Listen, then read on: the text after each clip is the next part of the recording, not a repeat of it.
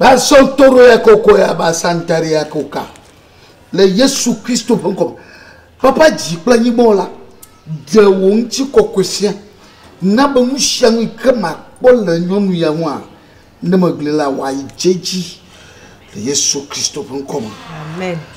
Jibo planyi bola wo temi boboro. Wo shimamila. Eye futo bot sangpa gbogbo fon de sha de wado. Be ya wo plan nyonu ya la. Di tolema.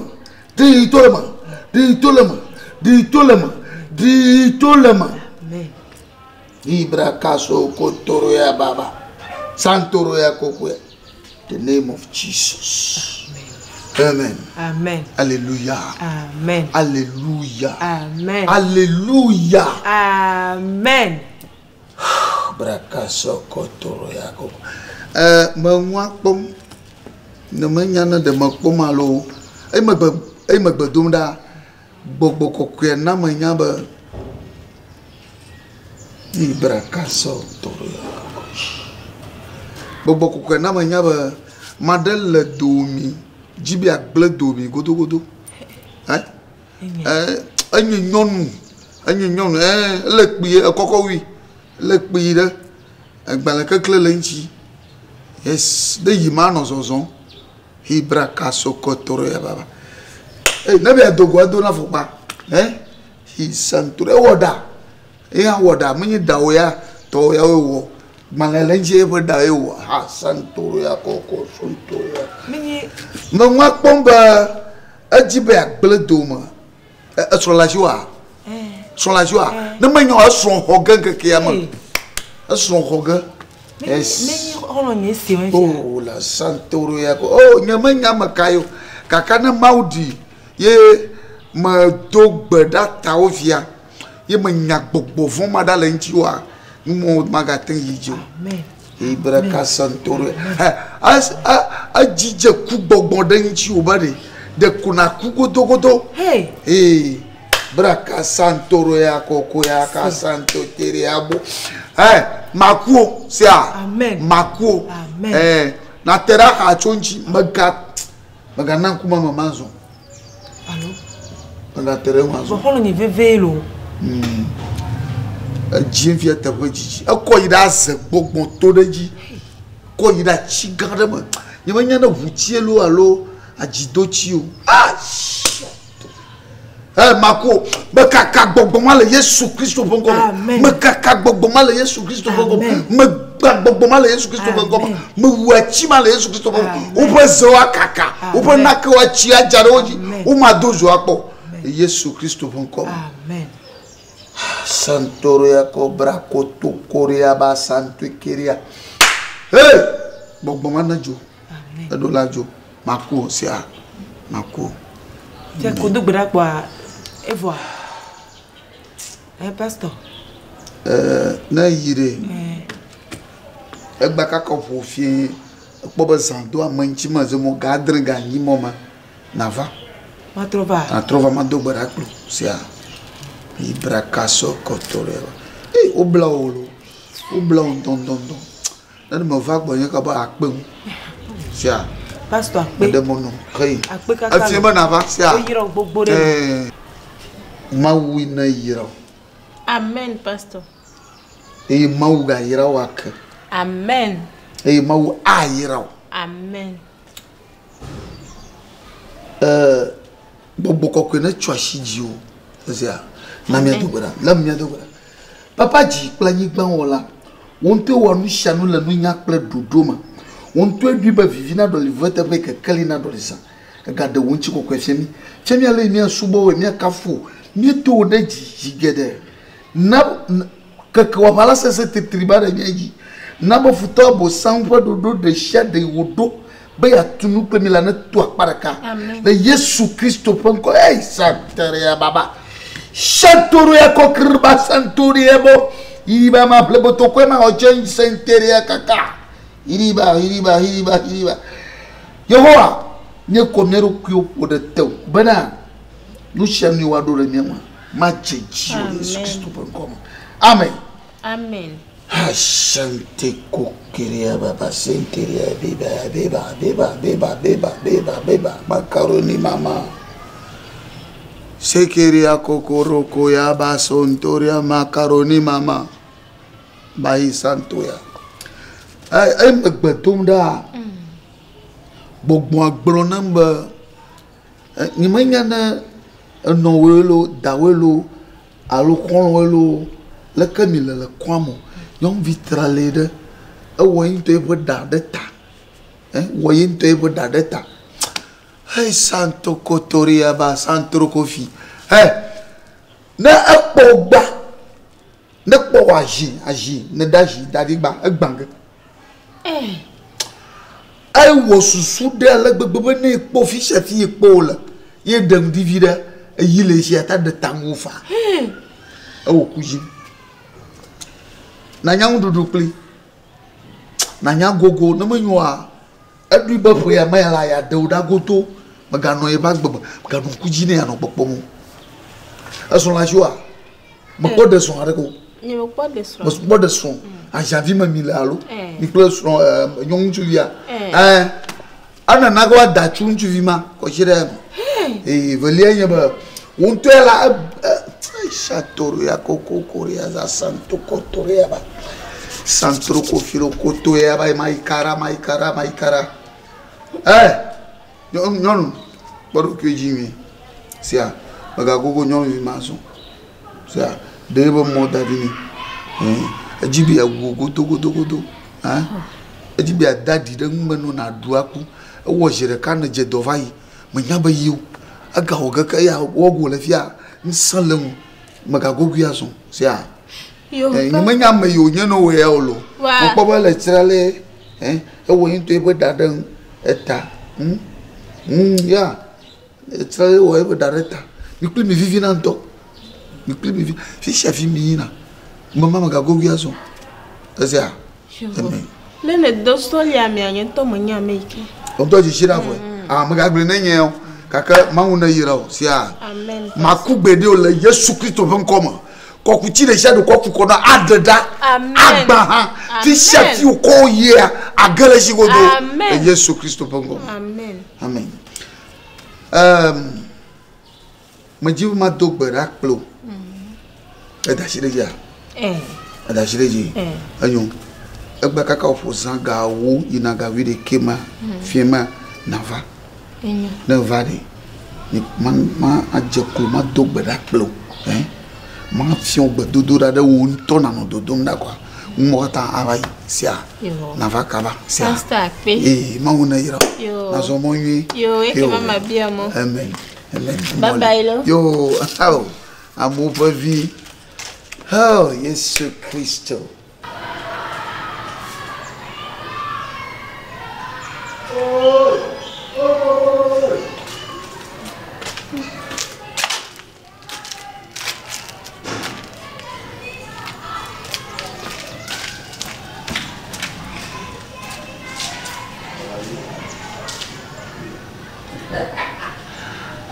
don't worry, I'm gonna teach you somewhere.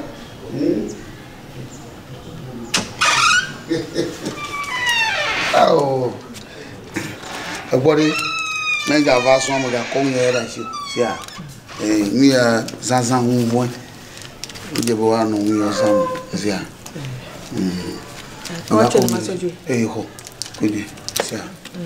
Okay, Kayma. Yo, mauna ira. Oh la. Oi.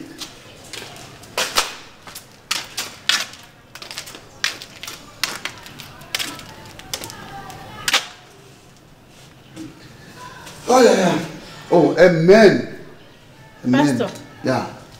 Manya eholo ni mai jole bofia. Amen mo klorora. Oh, afia be deva ho wa. Me le fia ho. Oh, ya ava mo dogberata. Dogberata ndon. Sia. Ayo. Mo baba magbo no be mo fofu. E fofu. Yo. Ya me de furi. Ma vie ma jigana.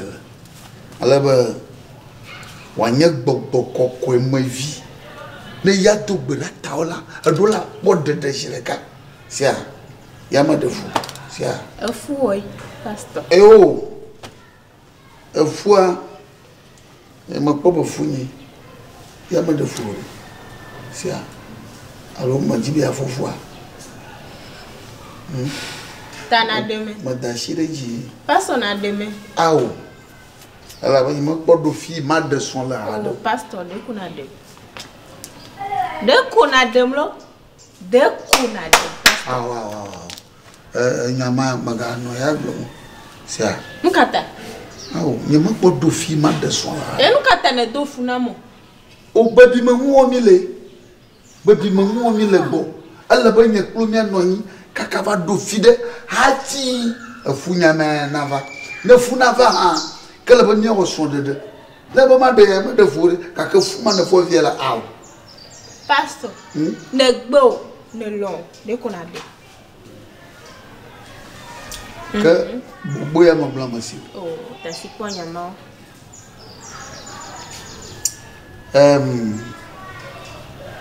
na nyore de fuma gbo Nyeme ya de fo, pastor nyeme ya de fo. ma ba na anyo de fuma Manyo na nye. Ta nyeme ya de fo. la kana we De kuna dem ya divia.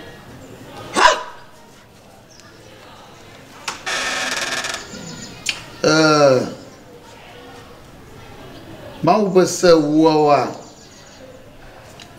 de ka gblɔ be buto kple no ajeji no nyi la nyigba oji ta ele be ma bu Yehowa ma bu Yesu Kristo Maria mieno ma do fi ma do ajivi alo adeso hafi ma do ne ma nye do la ese ma ta ema wo mi lela gbedo me su mongli edipopo amadokui yema ta wa defua ne dila emagbe mia ododo de son de ezia hallelujah Ma wo posia ka globe.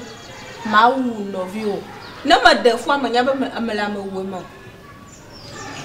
amama me popo ya do mama me dogo va na kponkume ni me nyame fu ma vi omi nchu onye o nyonu onye o manya ezia Nebukadnezar ma le domono de ya dari gbogbo fun yi ma le domono de ya kura Nyeme ya de fo. Maji. E na dem. na ma defo wa kama ga va bonyan so terminé Eh! na ma defo wa be ga va bonyi fia so agba Na be ma de fo ma gro na me siam le church show ma be na do funa. nya ma groba gbegbe vi na nya yi ne va bonye be ma dofu ye nya ma dofu o Enyem va gbo be na do funa. ya pomo hey okay we ma ji ma gro no vie nya ba wo bo nya yi wo nsoso ni mo so ge plewu ayi wo nsoso ge ke ton afi mi agbo ta mo gbege da pa O nyerika. Nche mate yiku fe. awo ese onye na mi nyama kpo de so le mawuma hado na me de so le mawuma ya ati wa plomdo emako da nyama de so le mawuma ala ba nyere kama yi Emi jo de soin zerika. Ni de pamnya ye. e gbo mo la no body afuma la shi ona via afuma la ji ovia afuma le domanoa ala ba ma wanchi do ni hafi na ni ayi fide Zagoma. Alaba nanolia na manyawo mawu gena tonam. Etui mawa gena ma aki ne nyama vafa. Bera. Inawa imagine haba amada nanya wakbo adejishi. Anya benye paku. Ama Zami na fiame deux fois. Amé deux fois de Me gagne. do fo na me. Ye. Ya me pastor ya. melekumyawezu. Abeno. Nine fie no eh. Nine la. Hallelujah. Oh. Hallelujah. Nka hallelujah. Hallelujah. Nuka hallelujah. hafi mi adogba ra Yehowa ji planyi bola mi kafu mi subo Apeto na mi chef clonon kede na ba susu yi boy yo kata ona ko fia na nya susu yi Apeto na tela eh yuna Apeto edofu na ame abe koloba no vi ye edofu na ebe koloba wa le so yin po le bola ta fori jimi ya be gomere atedo gomere wa ebe adogbe da de susu yi bo to fika na apun na maupa ma Maupa maka. apun na maupa ma blawu bla jifa Apeto aujourd'hui là opere edofu na no vi nye me polo no vi nye me va le so yin po le bo ta fori jimi alors quelque vers l'état tout te beau edofu no je ya hein double bagne wa Yehowa pa anyigma me na gado Apeto aujourd'hui là nai umalana mau me wo me ka ha umalana mau pa ma tunaji na te nyanu ya na te nyanu agira eya me pa ko la seigneurie me bere edofu na no vinye me va ko so yin gbo wonta saji bedola onde no kwa ye me nyam saji enu ye le comme no ma me ja twefia sr e ko me nyebele me se kwa esronye ya wa doka wa fie bana kwa fie bana pastor wa gbe ya agbe obi no na ya digbodi na ho apan no da ji digbodi Yehowa anya munyala da ka wo mi da ka kamari na maudi busan magbona ka Apeto aujourd'hui là magbona egbona nuka ya nuka ogbere mebe do ya una mla edofu na no vinye edofu na sronya re do ya una mla Blanyonu ya amma ipo mavionya Yehowa ntoko ilando kwe ila gbe akwe nya no pastor atavore jime abe ko nti ple akoduko na pastor no wa yo igbedora pe yo ya odofu na ni nya mevia o chele yo mi tasi ple tasi yo bi nya e mate dogbera no okay agbawa o che o nya o che o mi suru mi je pastor yo mi nye me galemu